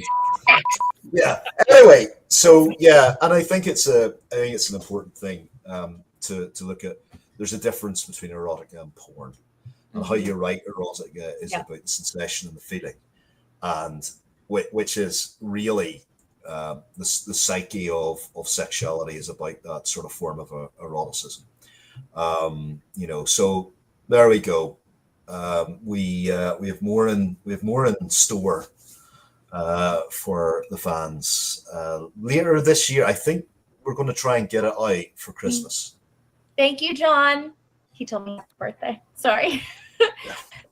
Dare I say this? I think I'm a therapist. I do feel, and I'm going to push this, if you are a therapist, if you know anybody that's going through sex therapy, if you know anybody that's having an issue, like tapping into that, do feel, being a therapist reading this, it actually helps people really delve into it. It actually could be a therapeutic device. Tell your therapist friend, somebody that has gone through something, let them read this. So not only for entertainment, but also for health reasons. So yeah, I'm going to promote that. And there you go. Thank you, DIANA DURANGO. You are amazing. And congratulations on your win for In the Stranded Warrior. Your recognition is well deserved for Best Actress in The Stranded Warrior. So thank you so much. And we look forward to having you back. We're going to be talking about your roles in general and in The Stranded Warrior, and we'll get into a lot more. Thank you for having faith in our team and doing this, and we look forward to more. And can I just say this? Oh, go ahead. You first. I said I listened to this no more than 75 times. You depraved man. Yeah, I have listened to it 75 times, minimum. And even from the start, when I went through and cleaned up a little bit of the fuzz in the background of the audio and pieces, and then going through, and there's actually a dog barking in the background at one point in time. It was very hard to hear, but it was there. Cleaned it all up and over and over and over again, and then added the music to it, and then just putting some of the images to it. But I've listened to it at least 75 times, and every time I listen to it, it's like, wow, that's so powerful. That's so, even the writing, the performance, spot on in the performance. I was just blown away, to tell you the truth. Yeah. I was like, wow. And then, the storyline behind it, the story behind it, and everything else is just perfect. But at the end, I'm like, right now, I'm like, yes. Like, yes. Well, I think I've opened up new fans for you, Diana. A friend of mine from back home is texting me and saying, "I've just watched that. It looks great, and that lady sounds incredible." So that's Ian. He's also a big fan of Tipsy Toasters. He keeps telling me this. hi, Ian. Hello. So there you go. So yeah, you've got fans in Ireland who have stayed up to listen to this. What time is it there right now? I have no idea. I'm sure it's probably about 3 o'clock in the morning, maybe. What? It's like, Ian, it's Ian, significant. Ian, you have work in the morning. Go to bed. Ian, have a pint for me. Have a pint. Have a pint for me, please. So, Diana, thank you again. We look forward to you coming back. Here's to you. Yep. Fans fuel the fleet, Diana, like you. Thank you, and tremendous. Bravo. Yep. Thanks, Diana. I'll give you a call maybe on Saturday. Yeah, and I have to get all that recording in. So we're going to go chapter by bloody chapter. It's going to be delicious. Excellent. Just say it. Just say it with me. Just say yes. Yes. Yes. Yes. Well, what we say in Ireland is "I." I. It's not quite as sexy, but I've never been called sexy, so I don't. All right. So I just say Enough, you guys. Oh boy. Thank you, Diana. I love you guys so much. Bye. Mwah. Bye. Mwah. Bye. Cheers. Cheers. Cheers. Bye. Wow. All right. That was all these men and women now leaving their windows open at night, just shouting, "Yes, yes!" Neighbors calling the police, dogs barking. yes, exactly. Chairs and Kleenex going way up. Fantastic! It's amazing what an audio drama will do. Oh, it's good. It's good, and Diana's very good at what she does. Thank you, everybody. We have John One is now with us, and John's got that's right. John has a presentation for us, and we'll talk about Stokerverse afterwards. But John, thanks for coming on. You got an update. You have some stuff that you're going to share with us. Thank you for that. So let's. I mean, I think it would be perfect to have you. So I'm going to move you up, man. I was amazed by what I just heard. Mr. Durango was amazing. I've had one face for every emotion, but when she started turning up at the end, I saw, oh boy, this is really good. So, oh, absolutely. IFB has a muse, and she's wow, amazing. Oh yeah, no questions. Good job, Chris. Well, so good job. Thank you very much. I really enjoyed that. Yeah, it was absolutely was. I am going to prep you. I'm going to put you up here. It's going to be okay. Hello, everybody. Are we ready to go? What happened? Am I still on? Oh, okay. I'm on a new system. So, hello, everybody. We have some previews, news, and some upcoming shows for you all this week. And the new Predator Badlands movies will be hitting theaters next week. It's finally coming. This looks like a really fun movie. It's totally based on the POV of the Predator. So there's gonna be no people except for Ellie Fanning, who's a half cyborg. But it's about a young predator who gets kicked out of his clan. He has to go to a planet where all the animals are trying to kill him and his clan, and he has to prove himself. So this will be in theaters on November 7th. So it's gonna be good. Hopefully we're gonna see an alien, maybe a xenomorph, because that's, as they said, this movie there might be aliens versus predators coming out, another movie. So keep an eye out for that. Easter eggs. So I'm looking forward to seeing that.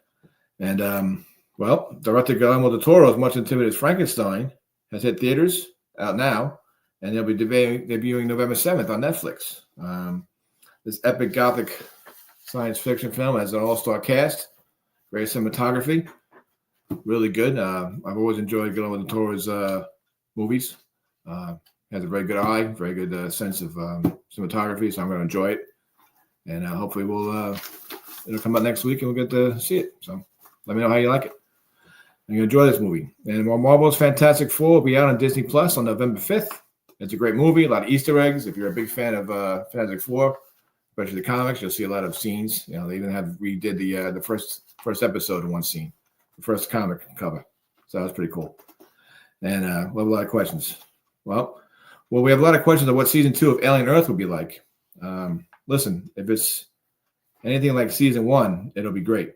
You know, I want to see more on the different synths and cyborg units, also rival between the two companies, and who wins. And it's big shoes to fill. So looking forward to it. That should be out sometime next year, season 2. And Michael B. Jordan is a busy man. He is in advanced talks to star in the new Miami Vice movie for the role of Ricardo Tubbs. Hey, I hope he gets it. You know, I see him in that scene, in that character. So great actor. He'll do him pretty good. So let's hope it happens. And Johnny Depp will star in the next Christmas Carol movie. We all know the story, you know. This is set to be released on November 13th, 2026. Hope it's a new character, and I like his pirate character. So I like my Ebenezer Scrooge, angry, mean, and you know, repentful at the end. So we'll see. And Mike Flanagan, the man who brought us Haunting of Hill House, has wrapped filming of his Carrie TV show, which will release sometime next year. That'll be on Amazon. We all know Carrie, girl with the powers, they got the pig blood on her. She kills everybody. So happy ending. And that should be good. So that'll be released on Amazon sometime next year. This is his 4th Stephen King adaptation, such as Gerald's Game, Dr. Sleep, and Life of Chuck. So it seems we're just talking about this movie. Sean Connery's Outland movie just came out in 4K. So go out and get a video, enjoy it. Really good movie. I enjoyed it. So, you know, he was pretty good in it. So it's like hiding in space. So that's out now. And let's see. Netflix is rumored to be developing a series on the Phantom. The Phantom. He's a classic hero who just got his comic book from Man Cave. If you haven't seen that comic book, issue 2's out this week. Very good story. Man Cave is great. So I like to see this happen. You know, I like to see this come true. And usually CBR has a pretty good info. So this might happen. And this next person is not a hero, but a classic bad guy who even went to space. Crystal Lake has finished filming. This is about the Peacock series, about the prequel of Jason Voorhees, how he started, what happened. And this will be Linda Cardellini will be playing his mother. And she's going to be doing the killing in the series. So, okay, why not? Might as well enjoy that. So watch for it on Peacock sometime next year. Netflix will be bringing the world of Catan board game to life through scripted and unscripted projects. I played Settlers of Catan. I've done the thing. My nephews love it. I just hope the series will be better. Maybe I can stay awake or pay more attention to the series. But we'll see. Has anyone played the game? Let me know. I have once. Hopefully I'll enjoy the series. So we'll see. Well, I've been waiting for confirmation, and here it is. Transformers and G.I. Joe crossover TV series have been confirmed. The Energon universe is coming. This looks really cool. They're just in the beginning of productions, and hopefully this will probably land on Netflix or Amazon. But I'm looking forward to seeing this. So go Cobra. And we will let you know on any further information. Well, if you haven't seen Screenboat on Peacock yet, you're missing out. Steamboat Willie is coming back for a part 2, and Minnie will join him. So I guess the couple that stays together will stay together. Thank you. I'm all here all week. And that's it for me, everyone. Have a good night. Happy Halloween. And we had a great show tonight. I really enjoyed it. I'll see you guys next time. Cool. Yeah, Yes. really looking forward to Predator Badlands myself. I think that's going to be a damn good film. So let's see where that goes. Any particular favorites out of that lineup, John? Oh, I'm looking forward for the G.I. Joe and Transformer crossover. So I'm looking forward to that. I'm actually looking forward to the Crystal Lake series. So, and also Predator. I want to see Frankenstein too. Yeah, all good picks. Yep. Yeah, absolutely. Thank you, John. Appreciate everything that you put up for us too. So look forward to some of those films, and then maybe we'll do a little bit of review. I know Tipsy, you're did you see Steamboat? Because that seems like something you might no, No, not I don't yet. think so. I've been trying to get to the theater to see Aries. Gotcha. Yeah. That's mixed yeah, reviews on that, but yeah. All right. Good enough. Maybe it's on Peacock now, guys. If you want to see it. Oh, perfect. Well, I actually quite like Tron Ares. I went in with very, very low expectations, and I took it as not really part of the Tron.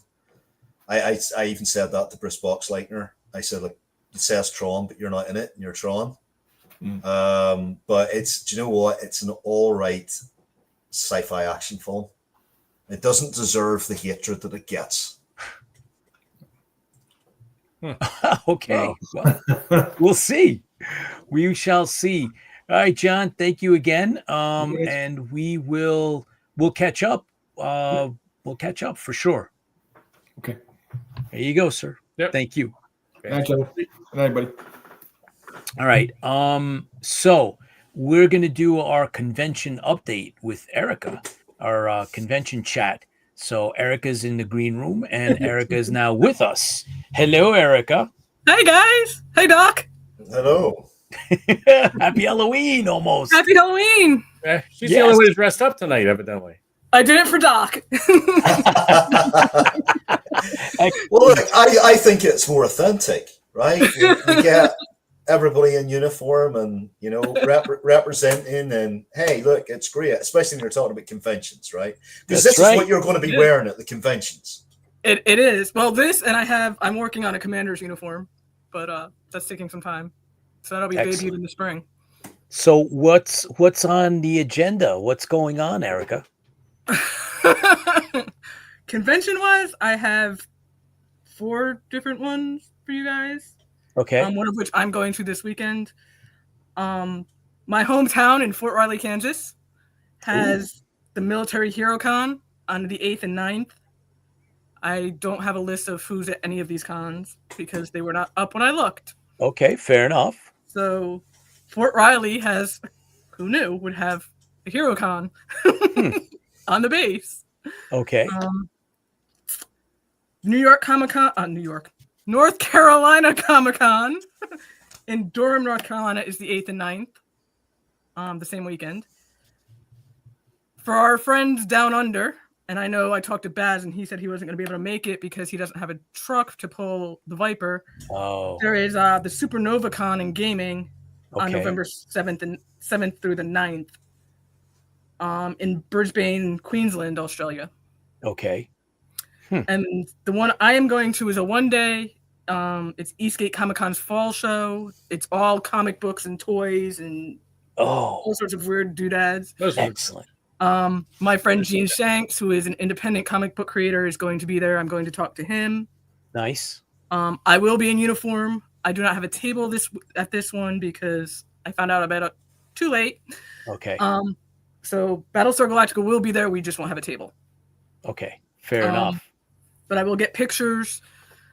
So that's what's going on with the cons so far. Well, I'll share a little bit since this is the con chat anyway. I went to Chiller Theater Expo, and a bunch of IFB fans were there as well. There was no meetup, unfortunately, but I did hang out with Professor Eric Patton, which was great. We had a great time catching up, and I got a couple of things that I want to show. I got I guess it's a belated birthday gift for Tipsy Toaster. Oh, Nice. Logan's Run. On VHS, baby. And I got a VHS there, just right there. Nice. So I got that, and I picked up my a replacement in mint condition Battlestar Galactica VHS. Transfer that over now while you can before the. Thought that might be cool, and I got a couple of autographs. So I don't know if you guys remember Friday the 13th, the series. I remember that series. I watched it. John D. LeMay was there. And so really, really nice guy. Invited him to IFB. He would consider it. And then, of course, I got to see Phil Morris from his dad. Whoop, there you go. His dad was in the original cast of the original Mission Impossible. He got the play or act as the son of the original, and in the 2-season remake of the Mission Impossible. And he was also in the original Star Trek as a child actor, Voyager, Next Generation, Seinfeld, and just a really great guy. And so I picked these up and really, really enjoyed that. And then, of course, got to see, like I mentioned, Professor Eric Patton at the ChillerCon. And so, yeah, you got to let us know if you pick up any stuff, Erika, Absolutely. whatever Absolutely. it may be, right? And then, fill us in on, the after action on your trip. Yeah, it's in Greensboro. It's a one-day thing near the airport.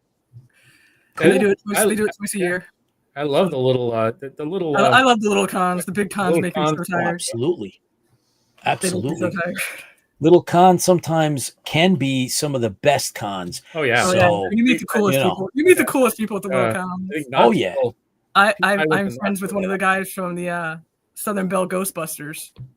Cool. So it's a lot of fun.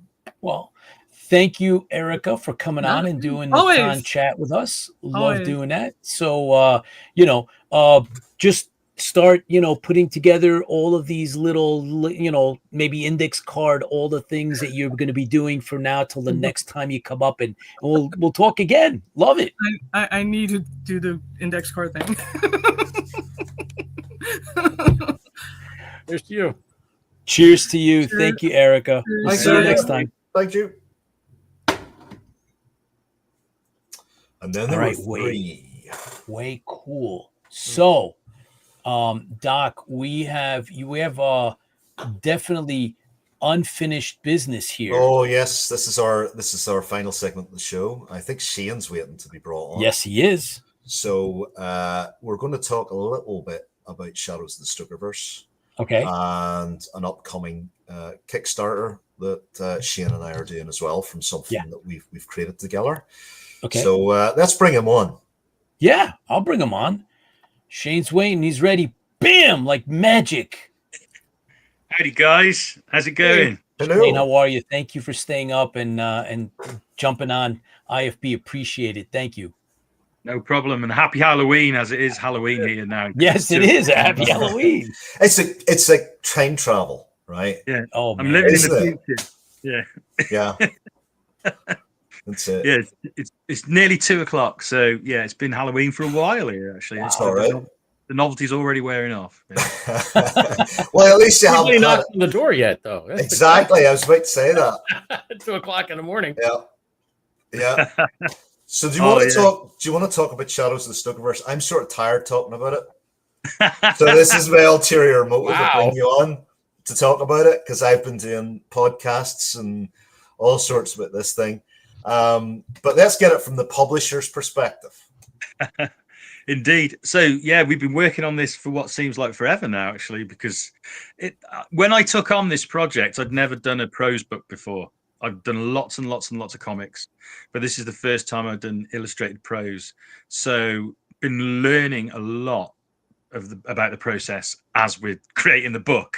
Luckily, we've had obviously yourself, Chris, and Clint, two amazing creators, but also an amazing editor in the form of Paul Birch, and an incredible designer in the form of Andy Blur, who has done an amazing job. He's worked so hard on this book. It looks absolutely beautiful. It's taken the text and the art and it's merged it into something just absolutely outstanding. And it's now 144 pages long. Wow. Yeah, there's a lot going on. There's 20 stories, beautifully illustrated by Clint Langley.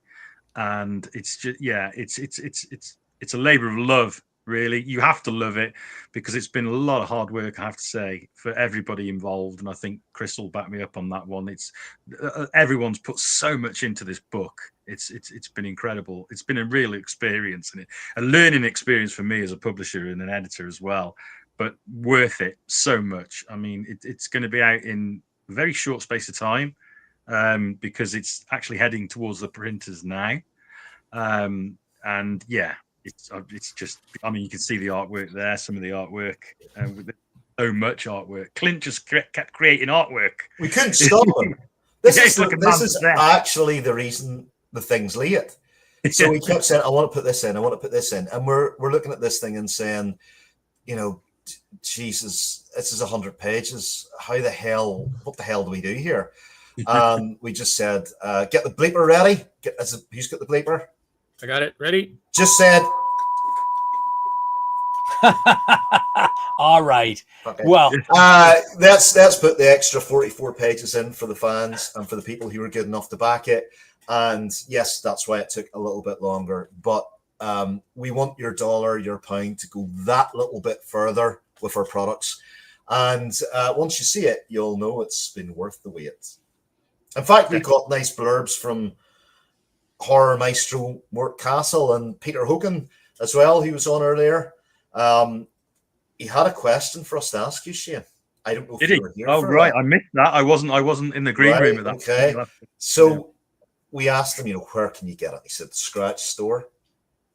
I mentioned that this was one of the comic books of the year for me. I really enjoyed the stories. And then he said, will you guys please ask Shane if it's available on Amazon or not yet? Because I don't know. So that's a question for you. Is it available on Amazon yet? It's not available on Amazon. The reason being is because it's a comic, and Amazon don't really sell comics. They'll sell, graphic novels and trade paperbacks and all that sort of stuff, but they don't sell periodical comics. So no, it's not on Amazon, but it is available in all good comic shops, both in the US, Canada, Europe, and the UK. So, most of the listeners will be able to pick it up in their local comic shop. If their comic shop doesn't stock it, just harass them until they do. Yes, I mentioned that. It's very effective. And we've got another project coming up that's sort of horror-based a little bit. If you like dinosaurs, Shane and I created this wonderful sort of IP called Dinos versus Cowboys. That's exactly what it says in the tin. There's dinosaurs and there's cowboys, and then there's all sorts of hell that happens in between there. So yeah, it's we've got issue 2 that'll be coming to Kickstarter soon. Is it next month? It's coming to Kickstarter. Yeah. We're not in November yet, are we? No. So officially, it's next month. Yeah, it's going to be in November. We launch tomorrow. Very excited about it. It's a great story in issue 2. It's very different to issue 1 actually, because issue 1 sort of set the scene of like how the dinosaurs arrive and what's going on here. How can dinosaurs and cowboys inhabit the same world? So issue 1 sort of handled that, but now we've got a story where dinosaurs have been reintroduced for a while into this sort of alternative history, and the people have started to adapt, but they're not quite there yet. And the dinosaurs are sort of having their own way, and it's pretty horrific at times when the dinosaurs attack a town. But this story is really character driven as well. I really like what you did with this.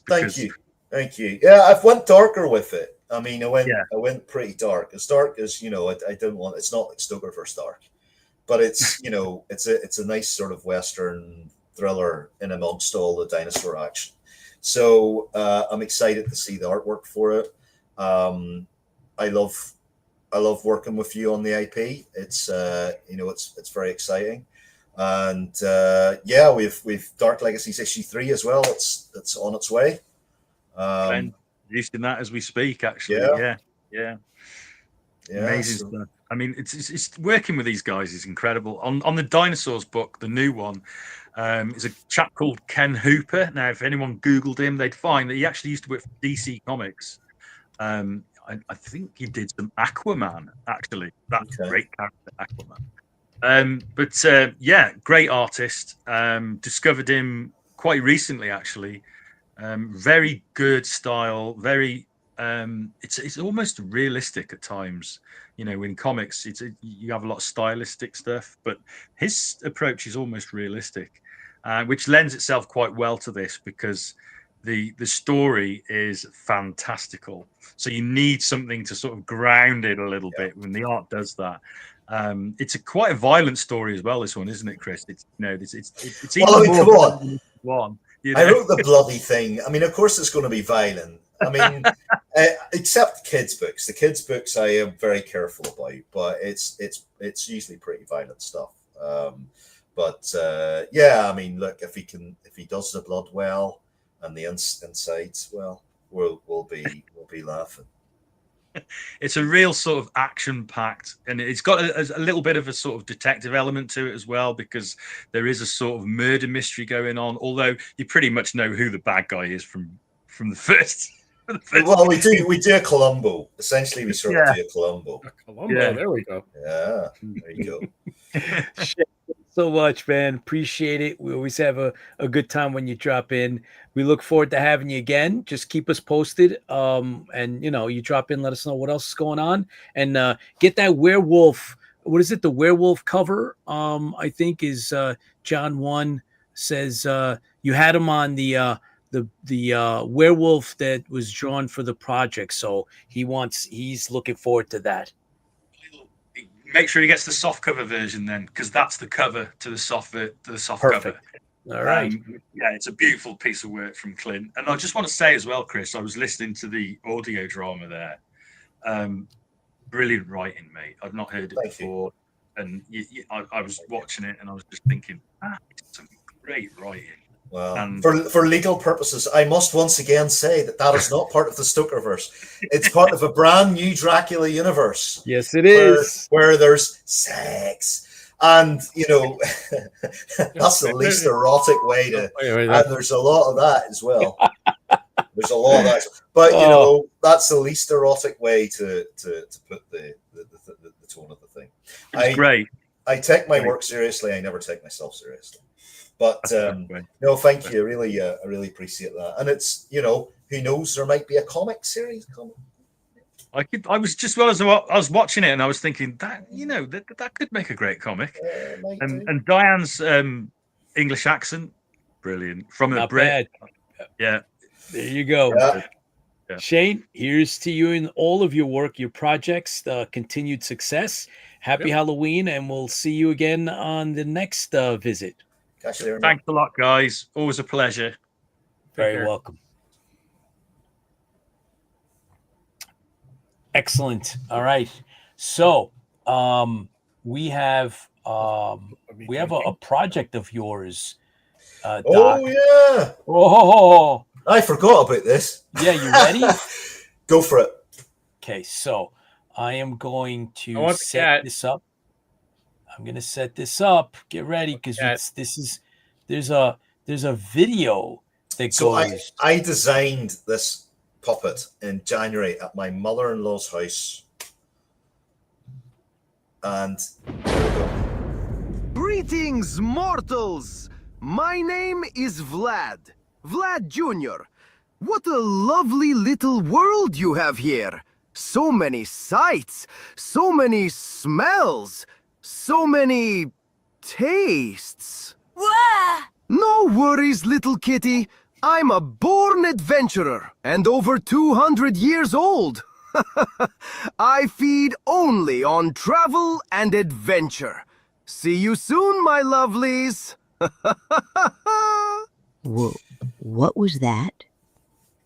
Well, I created this because there's another kids series coming out called Monster Kids, and that Crystal, our publisher for Monster Kids, Joe wanted to create puppets for these things. So Vlad Jr.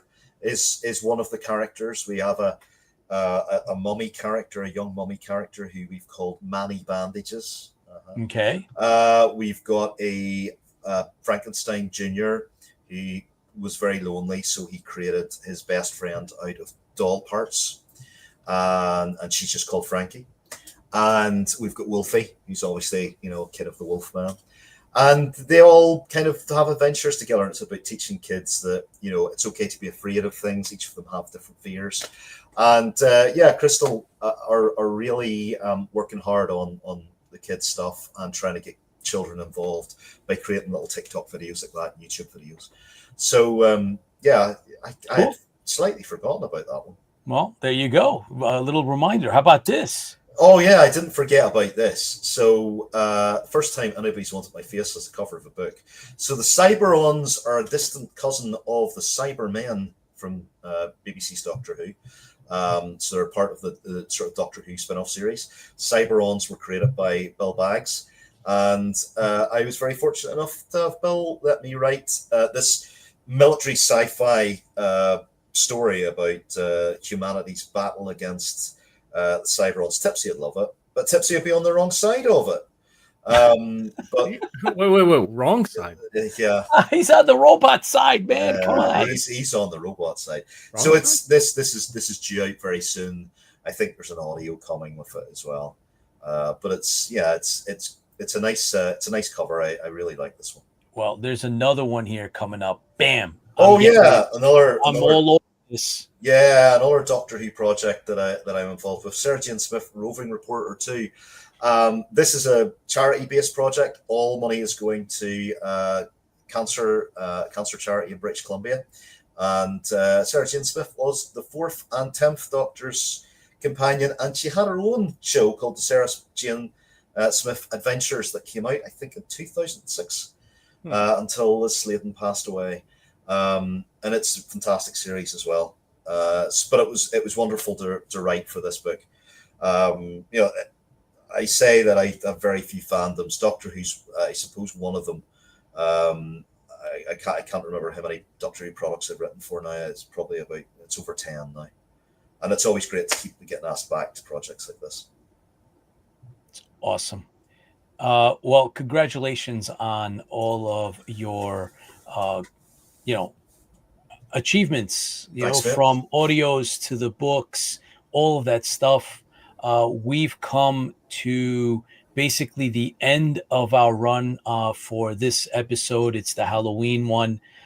Before we close, gentlemen, we had the privilege to actually get to know and to work with someone who was not only an award-winning sci-fi author, but a friend who participated heavily with us, supported us in many different ways, both in our projects, The Stranded Warrior and the Tower Protocol. Unfortunately, he is succumbed to cancer, and his passing was announced today. So we dedicate this show to Dorian Keyes, Dorian Congoli, who was finishing up his NY-PD career and looking forward to retiring in a couple of years, but did not make it. I considered him a very good friend. I knew him through family, and then his family and my family actually knew him and his wife. So I have a link to him that goes just beyond our IFB family. And I just hope that he rests in peace, and that his legacy continues, that his memory be eternal. And we dedicate our show today to Dorian Keyes, Dorian Congoli. So, gents, I think a toast to his memory, and we wish him and his family the deepest of sympathies. Take care, everyone.